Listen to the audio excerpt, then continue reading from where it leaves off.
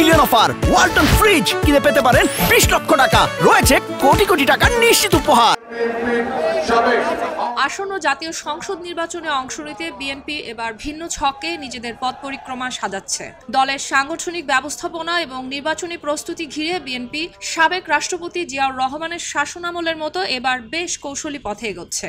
নিজেদের প্রচলিত নীতির বাইরে তারা সরকার এবং দল পরিচালনার মধ্যে একটি সীমারেখা টানতে চাইছে। এরই অংশ হিসেবে এবার মহানগর, জেলা এবং উপজেলা কমিটি পুনর্গঠনে তরুণ এবং পরীক্ষিত নেতাদের মূল্যায়ন করার কথা চিন্তা করছে দলটির হাইকমান্ড। সেক্ষেত্রে সম্ভাব্য এমপি প্রার্থী এবং 2018 সালে দলীয় প্রার্থীদের রাখা হচ্ছে তুলনামূলক কম গুরুত্বপূর্ণ পদে। এমন চিত্র দেখা গিয়েছে বিএনপির 13টি মহানগর এবং জেলা কমিটি বিশ্লেষণ করে। নির্ভরযোগ্য সূত্র মতে আগামী দিনে দল এবং সরকারের কর্মকাণ্ডের ভিন্নতা নিরূপণের চেষ্টা করছে বিএনপি। কারণ সরকার পরিচালনার পাশাপাশি দলের অনেক রকম সাংগঠনিক কাজ থাকে। দলের গুরুত্বপূর্ণ পদগুলো এমপি মন্ত্রীরাই যদি আঁকড়ে ধরে থাকেন তাহলে দল এবং সরকার উভয়ের কাজ ব্যাহত হয়। তাই কমিটি পুনর্গঠনে অপেক্ষাকৃত তরুণ নেতাদের মহানগর এবং জেলা কমিটির শীর্ষ আসনে পদায়ন করা হচ্ছে।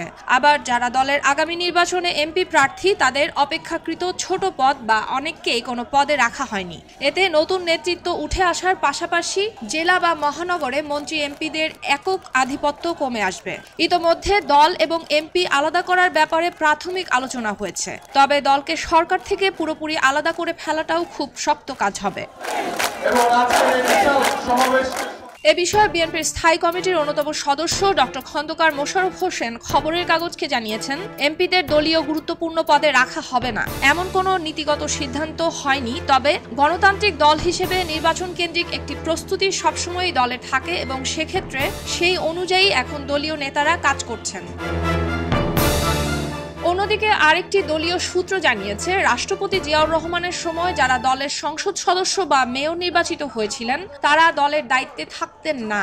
আবার কেউ একই সঙ্গে মন্ত্রী, এমপি এবং জেলা বা মহানগরের শীর্ষ পদে থাকতে পারতেন না। বর্তমানে রাজনীতিতে এই চর্চা নেই বললেই চলে। তবে বিএনপি এবার সেই নীতিতে ফিরে যেতে চাচ্ছে। এবার যাদের বড় পদবি দেওয়া হচ্ছে আগামীতে তাদের হয়তো এমপির টিকিট দেওয়া হবে না। ঢাকা মহানগরের শীর্ষ নেতার ক্ষেত্রেও দেখা যেতে পারে একই চিত্র। সম্প্রতি ঢাকা মহানগর, উত্তর এবং দক্ষিণ, সিলেট মহানগর, বরিশাল মহানগর, খুলনা, মাগুরা, মেহেরপুর, মৌলভীবাজার, কুষ্টিয়া, সুনামগঞ্জ, শেরপুর এবং ব্রাহ্মণবাড়িয়া ও ময়মনসিংহ দক্ষিণ জেলা বিএনপির আহ্বায়ক বা সদস্য সচিব পদে নতুন মুখের ছড়াছড়ি। অন্যদিকে দলটির কেন্দ্রীয় একাধিক নেতা বলেছেন, বেগম খালেদা জিয়ার সঙ্গে যারা দল করেছিলেন এখন তাদের অনেকেরই বয়স 70 বছরেরও বেশি। তারা এবার মহানগর এবং জেলা কমিটিতে কোনো পদ না পেলেও তারাই দলের সম্ভাব্য এমপি প্রার্থী। একদিকে তাদের দীর্ঘ 17 বছরের সংগ্রাম লড়াইকে মূল্যায়ন করা হবে, অন্যদিকে নতুন প্রজন্মকে আগামী নেতৃত্ব তৈরি করতে পদবি দেওয়া হচ্ছে। বিএনপির চেয়ারপারসনের উপদেষ্টা সৈয়দ মোয়াজ্জেম হোসেন আলাল খবরের কাগজকে বলেন, রাষ্ট্রপতি জিয়াউর রহমানের আমলে মহাসচিব AQM বদরুজ্জা চৌধুরী দলীয় কাজে মনোযোগ দিতে মন্ত্রিসভা থেকে পদত্যাগ করেন। দলীয় নির্বাচিত এমপিরা সংসদে জনগণের প্রতিনিধি হিসেবে কাজ করবেন আর দলের নেতারা সাংগঠনিক কাজে মনোযোগ দেবেন।